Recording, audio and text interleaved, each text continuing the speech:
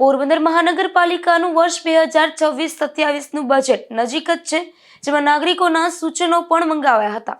ત્યારે હવે zone wise પૂર્વ સુધરાઈ સભ્યો સાથે બેઠક યોજી મહાનગરપાલિકા દ્વારા તેમના મંતવ્ય પણ લેવામાં આવી રહ્યા છે। પોરબંદર મહાનગરપાલિકા દ્વારા આગામી નાણાકીય વર્ષ 2026-27 માટે તૈયાર થનાર બજેટને વધુ લોકહિતલક્ષી, વિકાસમુખી અને નગરજનોની જરૂરિયાતોને અનુરૂપ બનાવવા માટે નગરજનો પાસેથી ઓપિનિયન તથા સૂચનો આમંત્રિત કરવામાં આવ્યા હતા।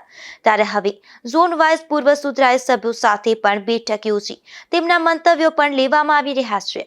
શહેરના સર્વાંગી વિકાસમાં રસ્તા, પાણી પુરવઠો, ગટર સફાઈ, આરોગ્ય, શિક્ષણ, લાઇટિંગ, પાર્ક બગીચા, ટ્રાફિક વ્યવસ્થા અને સ્માર્ટ સિટી સુવિધાઓ સહિતના વિવિધ મુદ્દાઓ અંગે પૂર્વ સુધરાઈ સભ્યોના વિચાર અને સૂચનોનો બજેટમાં સમાવેશ થાય તે હેતુસર આ પહેલ હાથ ધરવામાં આવી હતી, જેમાં પૂર્વ સુધરાઈ સભ્યોએ આ મામલે પોતાના મંતવ્ય અને વિચારો રજૂ કર્યા હતા।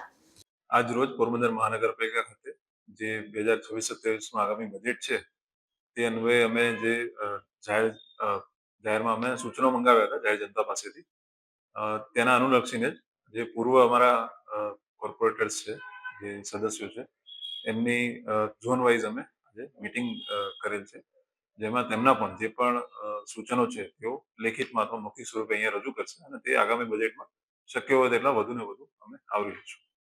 પોરબંદર મહાનગરપાલિકાનો વિકાસ કરવા પાલિકાના અધિકારીઓ પ્રયાસ કરી રહ્યા છે, ત્યારે તે માટે સહભાગી થવા નગરજનો અને પૂર્વ સુધરાઈ સભ્યોને પણ આમંત્રિત કરવામાં આવી રહ્યા છે। નિપુલ પોપટ સાથે અશોક થાનકી, ગુજરાત ન્યૂઝ, પોરબંદર।